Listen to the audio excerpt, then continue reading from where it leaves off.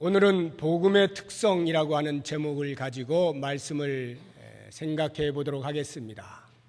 우리가 알고 있는 복음은 과연 어떠한 특성들을 가지고 있는지 본문에 나타나 있는 것들 몇 가지 살펴보도록 하겠습니다. 한 4가지로 말씀을 드릴 텐데 이 복음의 특성들을 듣는 중에 우리의 마음 가운데 놀라운 은혜가 임할 수 있기를 바랍니다. 첫 번째, 복음은 한 곳에 머무르지 아니하고 흘러가는 특성을 가지고 있습니다. 사도행전 8장은 전체 사도행전의 흐름 가운데 새로운 마디를 형성하는 곳입니다. 성령이 강림하신 사건 이후에 7장 마지막에 나타나고 있는 스데반의 순교에 이르기까지 복음은 계속하여 예루살렘에서 왕성하게 활동했던 것을 볼 수가 있습니다. 사도들이 복음을 전할 때 수천 명이 하루에 회개하고 돌아서며 죄사함을 얻는 일들을 경험하였습니다. 사도들의 가르침을 온전히 받는 공동체의 성도들은 피차가 기도하기를 힘쓸 뿐만 아니라 서로 교제하면서 떡을 떼면서 하나님을 찬미하는 놀라운 경험들을 하게 됩니다. 그리고 성령을 속였다라고 하는 것 때문에 그만 죽게 되어진 아나니아와 삽비라의 사건이 있었지만 오히려 그 일로 인하여서 교회는 순결을 지키고 거룩을 지켜야 하는 공동체인 것을 알게 되어서 더욱 두려운 마음으로 참 신자들이 점점 더 많아지는 것을 또한 경험하였습니다. 뿐만 아니라 주의 거룩한 말씀이 선포되어질 때에 허다한 사람들이 들었을 뿐만 아니라 특별히 제사장들조차 그 도에 복종하는 복음의 능력들을 체험하며 살게 되었습니다.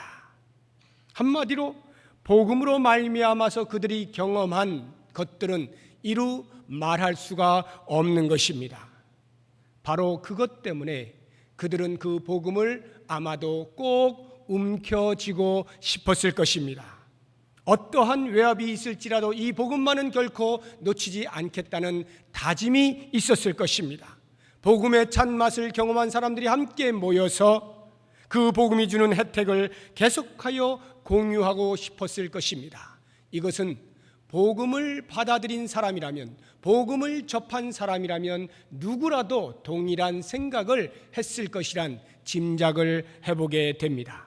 그러나 그들의 이와 같은 소망이 스데반의 순교와 함께 여지없이 깨지게 되는 것을 기록해 놓은 것이 곧 8장인 것입니다. 그래서 이 8장부터는 전혀 새로운 색깔의 사도행전이 전개가 되고 있는 것을 보게 됩니다.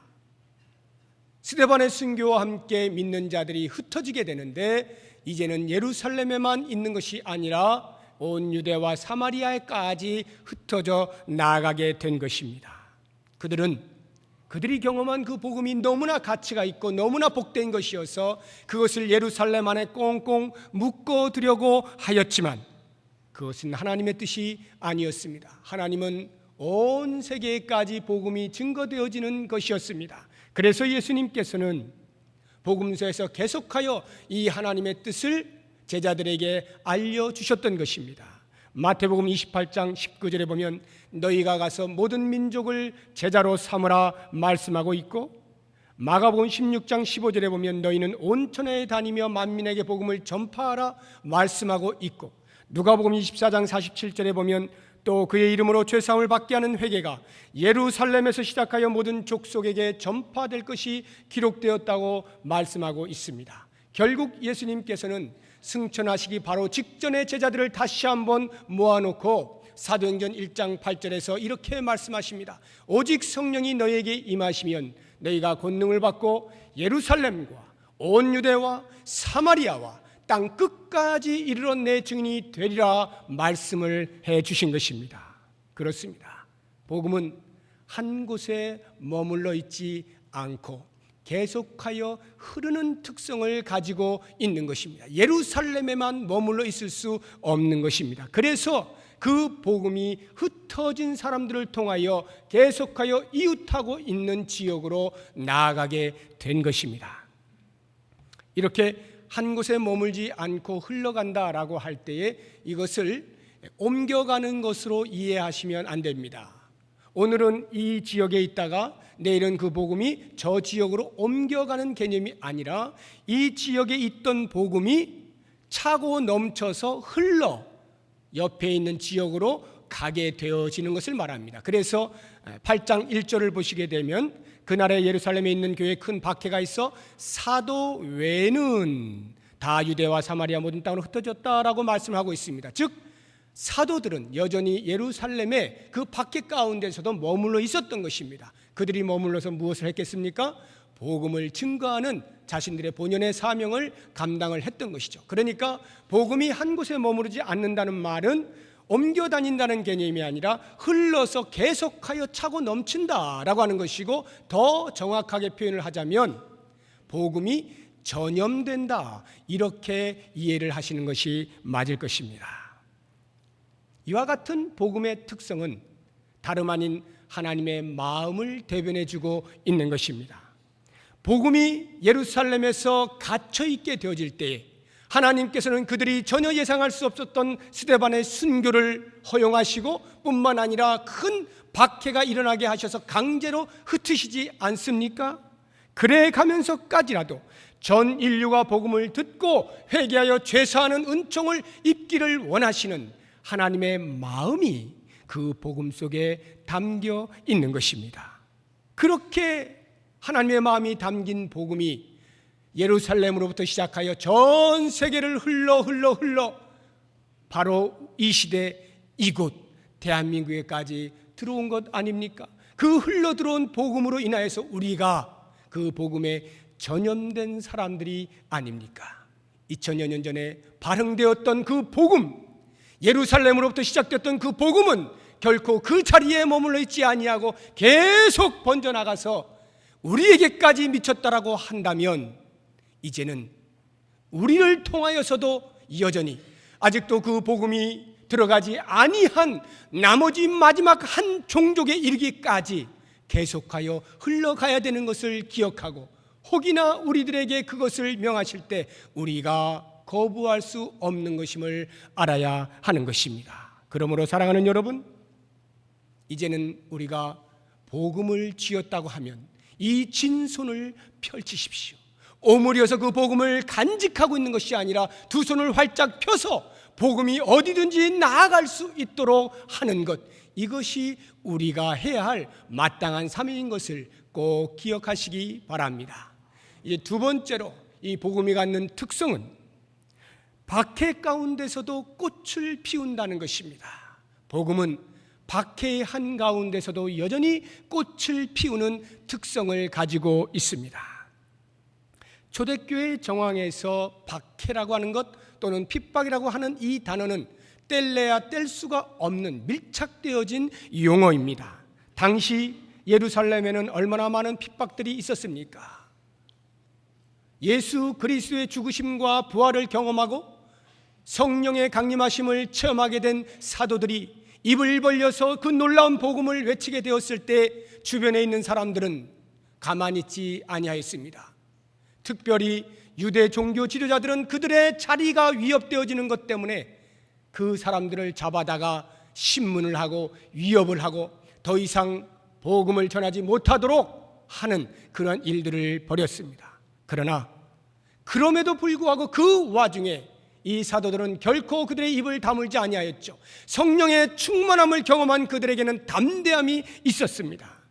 외부로부터 아무리 큰 핍박과 위협과 박해가 발생한다 할지라도 그들의 내면에 생성되어져 있는 이 복음의 가치를 홀로 간직할 수가 없어서 계속하여 외쳤던 거예요. 그래서 그들은 그렇게 위협하고 있는 종교 지도자들 앞에서 이렇게 말하지 않습니까? 사도행전 4장 19절에 하나님 앞에서 너희의 말을 듣는 것이 하나님의 말씀을 듣는 것보다 옳은가 판단하라. 뿐만 아니라 사도들은 예수 그리스도의 이름을 인하여 박해를 받는 것에 합당한 자, 그 능욕을 받는 것에 합당한 자로 여김받는 것을 기뻐하는 마치 어떤 자격증이나 딴 사람처럼 기뻐하는 삶을 살았던 것을 볼 수가 있습니다. 제 정신으로는 이해가 되어지지 아니하는 대목입니다. 그러나 성령이 임하시니까, 성령의 지배를 받게 되니까 이것이 오히려 자연스러운 생각이요 태도가 되어버린 것입니다. 그런데 이 정도의 핍박도 모자라 드디어 예루살렘에는 전면적인 핍박이 일어나게 됩니다. 1절에 보면 큰 박해가 일어났다라고 표현하고 있지 않습니까? 여기 이 큰이라고 하는 말은 원어로 하면 메가스라고 하는 것입니다. 영어로 하면 메가인데, 여러분 메가 많이 들어보셨죠? 태풍이 불어올 때, 대단히 엄청난 피해를 주는 태풍이 불어올 때 뭐라고 합니까? 메가톤급 태풍이 왔다, 이렇게 말하지 않습니까? 이 메가라고 하는 것이 크다라고 하는 뜻이에요. 대형 교회 하면 영어로 메가처치 이렇게 말을 합니다. 컴퓨터에도 메가라고 하는 거 있죠? 요즘은 기가가 나오긴 하였습니다만 이 메가라는 것이 크다 이런 뜻인데, 이 큰 박해가 일어났다는 말이 무슨 뜻입니까? 처음에는 야 예수 믿지 마, 야 교회 다니지 마 이렇게 말을 한 거예요. 그런데도 그냥 다니는 겁니다. 보니까 안 되겠어요. 그래서 믿지 말라니까, 교회 다니지 말라니까, 교회 다니면 너 맞는다 이렇게 하는데도 계속 다니는 거예요. 실제로 데려다가 매를 댔습니다. 너 이래도 다닐래? 그런데 또 계속 다니는 거예요. 어떻게 됐겠어요? 결국은 집에서 쫓겨나는 겁니다. 너 그러면 내 아들 하지 마! 집에서 쫓아내는 거예요. 지금 이 예루살렘에 큰 박해가 일어났다는 말이 바로 그런 말입니다. 예수를 믿는 그 단 한 가지 사실 때문에 결국 그들이 가지고 있던 자기들의 삶의 터전으로부터 쫓겨나는 신세가 되게 된 것이죠. 생각해 보십시오. 초대교회 성도들은 그 예루살렘에 모여 있어서 유대 종교 지도자들로부터, 사람들로부터 혹이나 어떤 핍박이나 박해가 있다 할지라도 그것을 견뎌내면서 그 견뎌내는 사람들이 함께 옹기종기 모여서 잘 이겨내자, 견뎌내자, 곧 우리 주님께서 오신다 이러고 참 복음으로 인한 행복한 삶을 살고자 하는 결심들을 하고 있었을 것입니다. 그런데 그 핍박이 모자라서 이제는 살고 있던 그 자리로부터 떠나야 되는, 쫓겨나야 되는 그러한 신세로 전락을 하게 되었다라고 할 때 우리가 한번 그 사람들의 심리 속으로 한번 들어가서 그들의 마음이 과연 어땠을까 하는 것을 추측을 해보시기를 바랍니다. 그들의 마음에는 두 가지의 고충이 겹겹이 있었는데 그 첫 번째가 그들이 당한 슬픔, 고통은 그 유능한 지도자 스데반을 잃었다는 것입니다.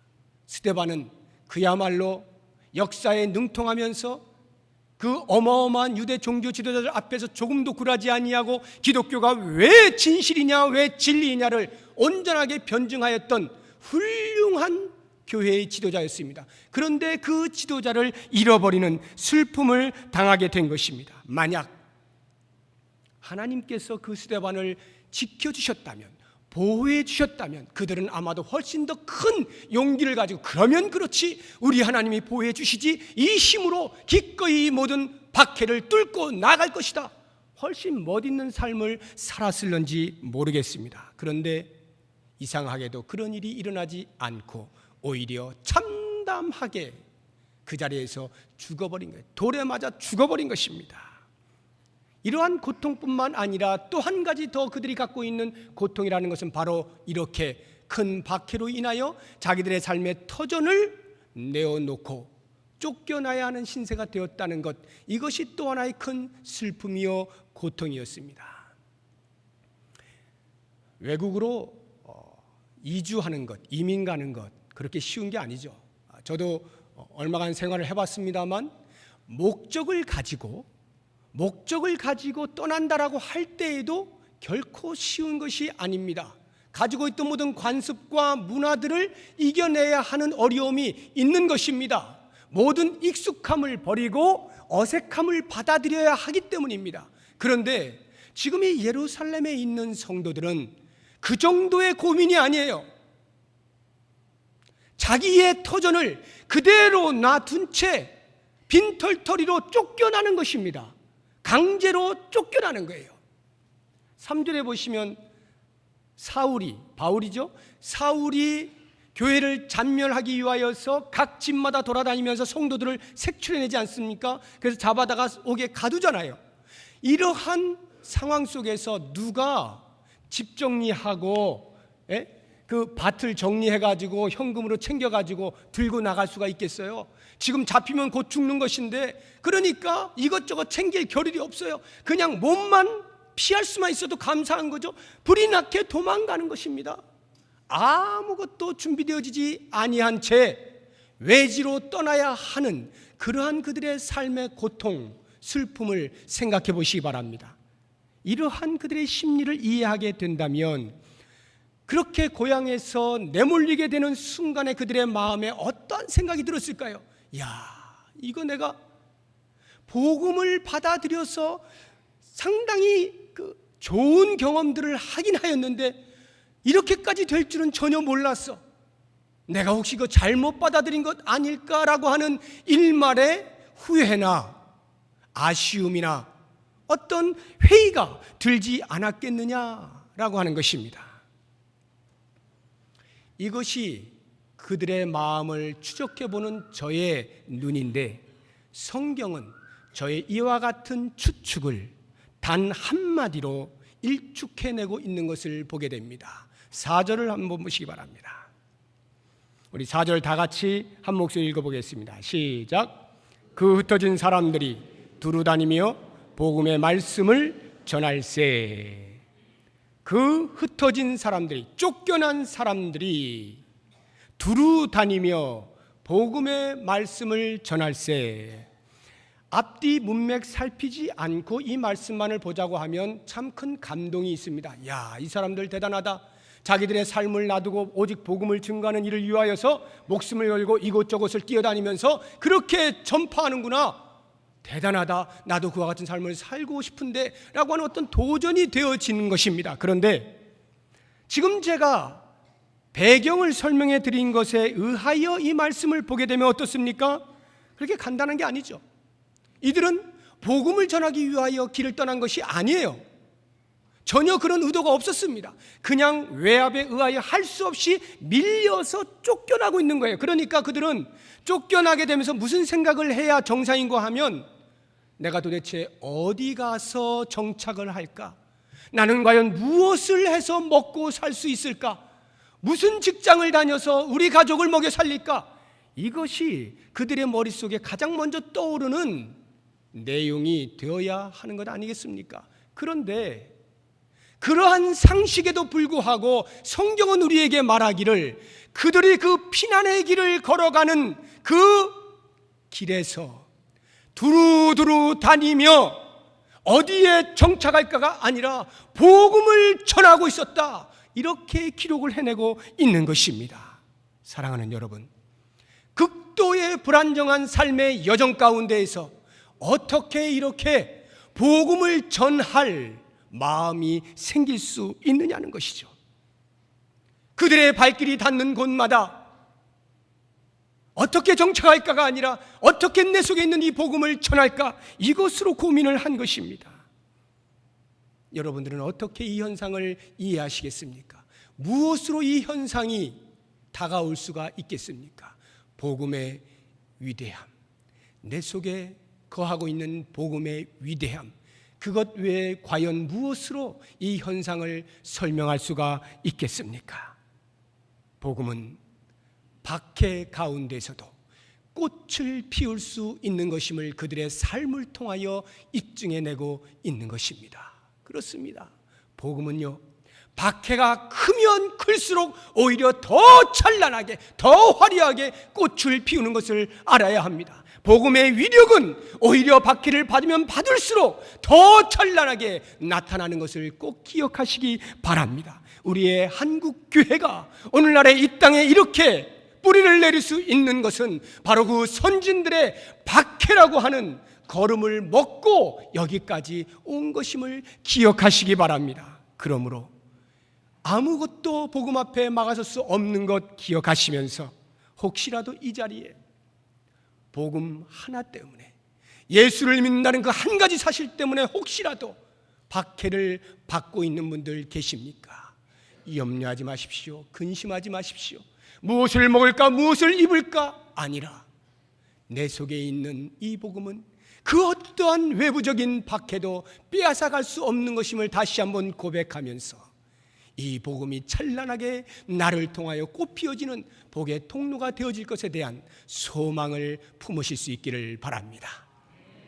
이제 세 번째로 복음은 기쁨을 창출하는 특성을 가지고 있는 것을 보게 됩니다. 5절 이하에 보게 되면 흩어진 사람들 가운데에서 빌립이라고 하는 사람의 사역을 소개하고 있는 것을 보게 됩니다. 이 빌립은 예수님의 제자 빌립이 아니고 구제를 위하여서 헬라파 유대인들 7명의 집사를 뽑지 않습니까? 그 7명의 집사 가운데 한 사람인 빌립입니다. 이 빌립이 흩어진 사람들과 다를 바 없이 똑같이 쫓겨납니다. 그래서 사마리아 성에 이르게 되는데 그곳에서 그의 마음 가운데 심겨져 있던 복음을 전하기도 하고 그 복음의 능력을 조차 표적을 행하기도 합니다. 6절을 보시게 되면 그 사마리아 성에 있는 무리가 빌립의 말도 듣고 행하는 표적도 보고 한 마음으로 그가 하는 말을 따랐다라고 기록을 하고 있습니다. 복음을 듣게 되었을 때 그 자리에 있던 사람들이 일시에 한 마음을 품고 빌립을 따랐어요. 그리고는 나타나는 결과가 8절에 기록되고 있는데 그 성에 큰 기쁨이 있더라. 그 성에 큰 기쁨이 있더라. 과연 사마리아 성에 임한 기쁨이 어느 정도였을 것이라 생각을 하십니까? 어떤 종류의 기쁨들이 있었겠습니까? 이 사마리아 땅은요, 예수님께서 공생의 기간 동안에 물론 수가성에 이르러 한 여인에게 복음을 전하는 일도 있었습니다만 예수님의 공생의 대부분의 기간에 사마리아 땅에서 사역하신 일이 없습니다. 그러니 예수 그리스도의 이름은 그들에게 생소할 수밖에 없을 것입니다. 그럼에도 불구하고 그 사마리아 땅에 있는 사람들도 여전히 유대인들과 마찬가지로 메시아를 기다리고 있었죠. 자기들을 구원할 그 메시아를 기다리고 있었는데 그 메시아가 다름 아닌 바로 예수 그리스도였고 그 그리스도가 우리의 죄를 위하여 십자가에 못 박히셨고 그분이 우리의 영광을 위하여 다시 부활하셨고 그분이 우리의 사역을 위하여 성령을 선물로 보내주셨다라고 하는 소식을 듣게 되었을 때 그 마음에 얼마나 놀라운 감격이 기쁨이 생겨났겠습니까? 뿐만 아니라 그들은 그렇게 놀라운 복음의 소식을 들었을 뿐만 아니라 직접 그들의 눈으로 목도하죠. 복음이 복음인 것을 알게 되는, 빌립을 통하여 나타나고 있는 많은 귀신들이 쫓겨나고 중풍병자가 나음을 얻고 안전뱅이가 일어서는 일들을 보게 되면서 과연 복음이로다, 과연 복음이로다, 예수 그리스도는 죽음으로부터 부활하셔서 능력을 행사하시는구나, 그들은 알게 되어진 것입니다. 그러니 얼마나 큰 기쁨이 그들 마음 가운데에서 생성이 되었겠습니까? 그런데 그것보다 더 큰 기쁨이 있었을 것이란 짐작을 해봅니다. 무엇이겠어요? 그와 같은 어마어마한 복음의 기쁨을 전해준 사람이 누굽니까? 빌립이라고 하는 유대인 아닙니까? 사마리아인들을 개 취급하고 있던, 상종도 하지 아니하고 말도 붙이지 아니하는 그 유대인들의 입을 통하여 들을 수 없는 놀라운 복음의 소식을 직접 듣게 되는 것을 경험하면서 이 사마리아 성 사람들은 이야, 이 복음의 위력이 인종도 넘어서는구나 하는 것을 경험하게 되면서 말할 수 없는 기쁨 가운데 거했을 것이죠. 물론 이 사마리아 사람들이 받게 되는 기쁨은 모두가 다 순전하다라고 보기에는 어렵습니다. 어쩌면 그 복음을 듣고 나타난 현상, 그 기적들 때문에 기쁨이 생성된 사람들도 있을 수가 있습니다. 그에 대한 증거가 이제 다음 주에 보게 되는데 9절 이하에 보면 마술사 시몬이 등장합니다. 이 사람도 그 복음을 듣고 믿습니다. 그리고는 세례까지 받아요. 그런데 그 다음에 보게 되면 그것이 가짜였던 것을 알게 됩니다. 그렇게 드러나게 되는 것을 볼 수가 있어요. 그러니까 나타난 현상을 보고 믿게 된 사람들은, 복음의 말씀을 붙잡지 아니하고 현상을 보고 믿게 된 사람들은 그 현상이 자기에게 적용되어지지 아니할 때에 같이 놔버리고 기쁨도 사라지게 되는 것을 볼 수가 있습니다. 그러나 그렇다고 해서 사마리아 성에 임한 기쁨이 가짜라고 말할 수 없습니다. 왜냐하면 복음이 접해지게 되면 그 복음이 접해지는 곳은 반드시 기쁨이 생성되게 되어 있어요. 기쁨이 창출되게 되어 있습니다. 이 사실을 알고 있던 베드로 사도가 베드로전서 1장 8절 이하에서 이렇게 말해놓고 있는 것입니다. 예수를 너희가 보지 못하였으나 사랑하는도다. 이제도 보지 못하나 믿고 말할 수 없는 영광스러운 즐거움으로 기뻐하나니 믿음의 결국 곧 영혼의 구원을 받음이라. 복음을 받아들인 사람은 영혼이 구원받는 놀라운 경험을 하게 됩니다. 모든 인생은 진정한 기쁨을 맛볼 수 있는 유일한 곳이 바로 내 내면에서 내 영혼이 어떻게 구원을 받을 수 있을까에 대한 진정한 욕구가 해결될 때만이 참된 기쁨이 찾아오는 것인데, 그것이 바로 복음 안에서 해결될 수 있기 때문에 복음을 만난 사람들은 반드시 그 속에서 기쁨이 창출되어질 수밖에 없는 것입니다. 여러분, 우리는 이 땅을 살아가면서 이 땅에 있는 것들 몇 가지를 취하는 것으로 우리의 기쁨으로 삼고자 하는 마음들이 있습니다.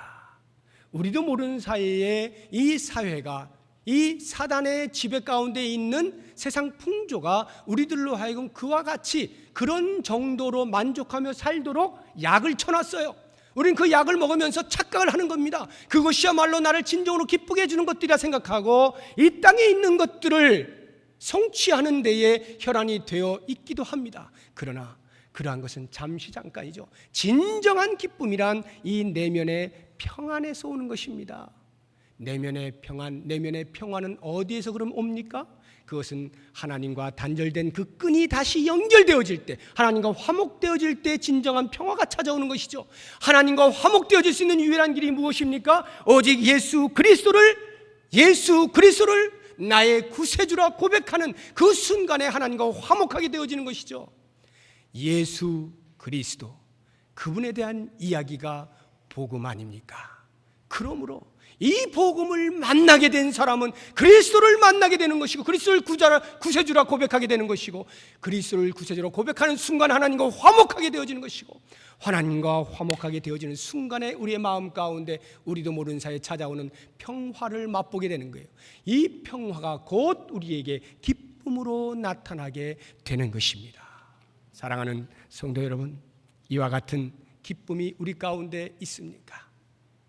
제가 오늘 예배 드리러 이렇게 우리 찬양대와 함께 올라가는데 오늘따라 유난히 우리 찬양대가 다 활짝 웃는 거예요. 그래서 제가 이걸 컨닝했나 이렇게 제가 깜짝 놀랐는데, 너무나 밝게 확 웃는 모습을 보면서 이것이 복음을 만난 사람들의 얼굴이다, 마음속에 큰 감동이 있었습니다. 기쁨은 저절로 창출되는 거예요. 복음 때문에 창출되는 것입니다. 복음 하나로만으로도 우리는 얼마든지 기쁨을 누릴 수가 있는 사람들인 것 기억하시고, 여러분 혹시라도 염려가 있으십니까? 근심이 있으십니까? 다른 것 찾지 마시고 복음 앞으로 나오십시오. 복음 앞으로 나오시게 될 때 그 속에서 주께서 주시는 영원한 기쁨, 진정한 기쁨을 맛보실 수 있게 되어질 것입니다. 이제 마지막 네 번째로, 복음의 특성 가운데 복음에 굴복된 자는 누구든지 복음을 전달할 통로가 될 수 있다는 것입니다. 복음에 굴복된 자면 누구든지 전달의 통로로 삼는다는 특성을 가지고 있는 것입니다. 제가 첫 번째 특성 가운데 복음을 한 곳에 머무르지 아니하고 흘러간다라고 말씀을 드렸는데, 이것은 복음 자체를 중심으로 말씀을 드린 것이고, 이제 이 네 번째는 동일하게 그렇게 흘러가긴 하는데 복음을 전달하는 사람을 중심으로 제가 말씀을 드리려고 합니다. 복음은요, 반드시 사람을 통하여서 전해지게 되어 있습니다. 하나님께서 왜 예루살렘에 큰 박해를 주시고 사람들을 흩으셨습니까? 그 흩으신 사람들을 통하여 복음이 흘러가도록 하기 위함 아니었겠습니까? 그런데 이 복음은 결코 아무나 전할 수 있는 게 아니에요. 복음은 아무나 전하지 못해요. 특별한 사람들만 복음을 전할 수가 있습니다. 과연 누가 특별한 사람들이겠습니까? 여기서 있는 목사가, 전도사가, 선교사가, 복음 전도자가 특별한 사람 맞습니다. 그러나 저는 그런 차원에서의 특별한 사람을 말하고 있는 것이 아니라 제가 말씀드리는 특별한 사람은 오직 한 가지, 복음을 만난 사람, 복음 앞에 굴복된 사람이면 그가 누구든지 상관하지 아니하고 전부 특별한 사람이요, 그 특별한 사람만이 복음을 전할 특권을 가지고 자격을 얻게 된다, 이렇게 말씀을 드리고 싶습니다. 사랑하는 여러분, 복음이 어떻게 전달되었다고 생각하십니까? 처음에는 예수님을 통하여 전달이 되었죠. 예수님 스스로가 당신에 대하여 제자들에게 말씀을 하셨습니다. 그 말씀을 들은 제자들이 성령의 충만함을 힘입으면서 적극적으로 복음을 전할 수 있게 되었습니다. 복음의 전달자가 된 거죠. 그 복음의 노예가 된 자들, 그 사도들이 복음의 전달자가 된 거예요. 그렇게 해서 사도들을 통하여 예루살렘의 교회가 태동하게 되었습니다. 그러나 이 복음의 증인은 사도들에게서 멈추지 않죠. 사도를 통하여 복음의 말씀을 들은 자들이 시대와 시대를 지나 계속하여 복음을 흘려 보내게 될 때에 그 성령의 충만함을 힘입고 성령과 함께 계속하여 복음 앞에 굴복된 자들을 하나님이 사용하심으로 전 세계 곳곳에 시대와 시대를 불문하고 계속하여 복음이 흘러가도록 해 주시지 않습니까? 그래서 성경은 4절에 흩어진 사람들이라 이렇게 표현을 하고 있는 것입니다. 여기 이 흩어진 사람들, 이미 제가 앞서 말씀을 드린 것처럼 이 흩어진 사람들이 나는 복음이 아니면 견딜 수 없는 뜨거운 심정을 가지고 오직 복음만을 위하여 살리라 목숨을 걸고 모든 건 내려놓고 곳곳으로 돌아다니면서 복음을 전했던 사람들 아닙니다. 여기 흩어진 사람들은 결코 자의적으로 나아간 사람들이 아니에요. 할 수 없이 그냥 그 자리에서 복음의 주시는 특혜를 힘입고 재미있게 알콩달콩, 비록 핍박은 있지만 그래도 충분히 견딜 가치를 가지고 그렇게 살아가고 있었을 뿐입니다. 밭을 갈고 자기 자녀들과 함께 그렇게 재미있게 살아가고 있는 것 뿐입니다. 그런데 그들을 흩어버리시는 거예요. 강제로 쫓아내버리는 거예요. 할 수 없이 복음을 전했던 사람들입니다. 여기 흩어진 사람들은 할 수 없이 복음을 전했던 사람들이에요. 그런데 그 할 수 없이 복음을 전한 사람들의 특징이 뭐냐? 한결같이 복음을 만난 사람들이라는 거예요. 복음을 만난 사람이에요. 복음을 경험한 사람들입니다. 예루살렘 땅에서 그 복음을 경험하며 멋지게 살아가고 있던 믿음의 사람들이었습니다. 동일하게 이것 하나가 똑같습니다. 바로 그 사람들, 예수 그리스도를 구주라 고백하는 그 사람들을 들어서 비록 강제적으로 밀어붙인 것입니다만 그들을 사용하시는 하나님을 보시기 바랍니다. 사랑하는 여러분, 이때로부터 지나서 점점 복음은 세계 곳곳으로 흘러가게 되는데 사도행전 11장을 보시게 되면 이 복음이 이제는 사마리아 땅을 건너서서 더 북쪽으로 수리아라고 하는 곳까지 나아가게 되는 것을 보게 됩니다. 그 수리아에 복음을 들고 간 사람이 누군지 아십니까? 성경에는 이름도 나와 있지 않아요. 단지 구브로와 구레네 몇 사람이, 그 지역에 살던 몇 사람이 그곳에 가서 복음을 전했다라고 하는 것밖에 기록이 나와 있지 않습니다. 그럼에도 불구하고 그 수리아에 있던 안디옥에 최초의 교회 안에 성도들을 가리켜 그리스도인이라 명명되어지는 놀라운 역사가 일어납니다. 그리스도인, 예수 그리스도에 미친 사람들, 예수 그리스도만 쫓아다니는 사람들이라고 하는 별명을 얻게 되는 무명의 그리스도인들이 있었다는 것 기억하시기 바랍니다. 그런데 그 무명의 그리스도인들이 다른 것 하나 없고 오직 특별한 것 있다면 예수님을 만난 사람들, 복음을 접한 사람들, 복음에 굴복되어진 사람들, 이 한 가지만이 공통된 사실인 것입니다. 사랑하는 여러분, 왜 사울은 12장 이하에부터 나오게 되는데 왜 이 8장에서 사울의 이름이 몇 번 언급되는 줄 아십니까? 7장 58절에 보면 이렇게 나오잖아요. 성 밖으로 내치고 돌로 칠세 증인들이 옷을 벗어 사울이라 하는 청년의 발 앞에 두니라. 사울이 등장하죠. 그리고는 8장 1절을 보시면 사울은 그가 죽임당함을 마땅히 여기더라 나오죠. 3절 보시면 사울이 교회를 잔멸할세 각 집에 들어가 남녀를 끌어다가 옥에 넘기니라 말씀하고 있죠. 이 모든 구절들은 사울이 어떤 사람이냐 하는 것을 우리에게 보여줌으로써 앞으로 일어나게 될 사울의 회심 사건이 얼마나 있을 수 없는 일이냐라고 하는 것을 역설적으로 강조하고 있는 거예요.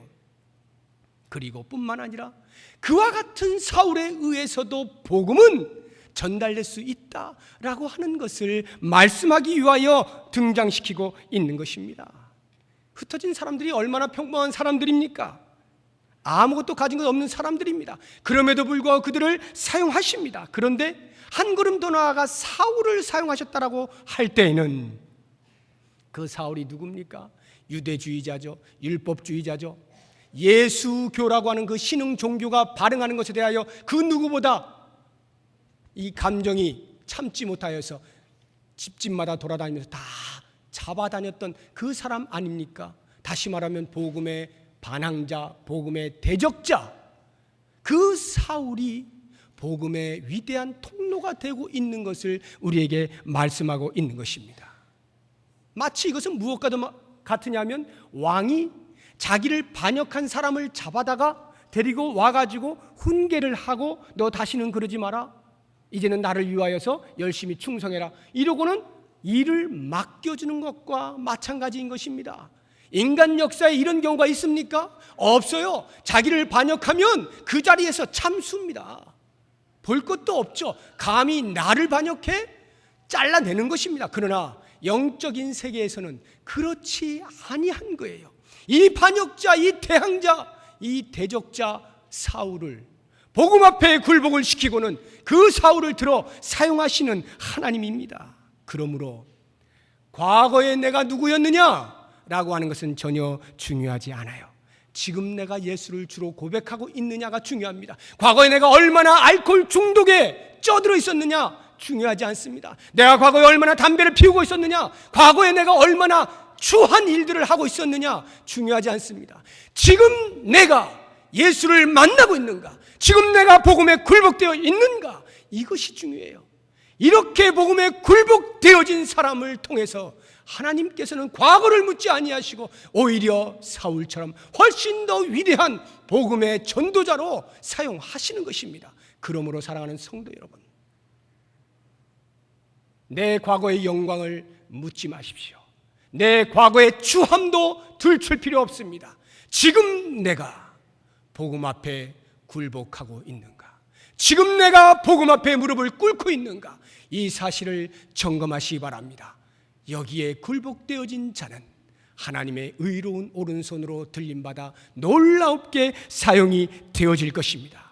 이제 내가 좀 못났으면 어떻고, 좀 못 배웠으면 어떻고, 좀 못 가졌으면 어떻고, 이제 내가 초신자면 어떻습니까? 하나님께서는 그런 것으로 복음을 전하는 데 사용하시는 것이 아니라 복음에 굴복되었느냐라고 하는 것으로 누구든지 사용하시는 하나님인 것을 기억하시면서 과연 나는 이 복음과 어떤 관계가 있는가, 그리고 나는 과연 이 복음을 위하여 앞으로 어떠한 삶을 살 것인가 다시 한번 곰곰이 묵상하시면서 과거 유대 종교 지도자들처럼 자기의 자리를 지키기 위하여 진리를 훼손하고 진리를 믿는 자들을 억압하던 그러한 어리석은 일을 범치 아니하고 과거 초대교회 성도들처럼 오직 예수 그리스도의 그 이름을 위하여 기꺼이 나의 목숨까지도 내어놓으면서 복의 통로가 되기로 작정하면서 하나님의 거룩한 나라를 이루어가는 일에 크게 쓰임받는 저와 여러분 모두가 되시기를 주의 이름으로 축복합니다. 기도하겠습니다.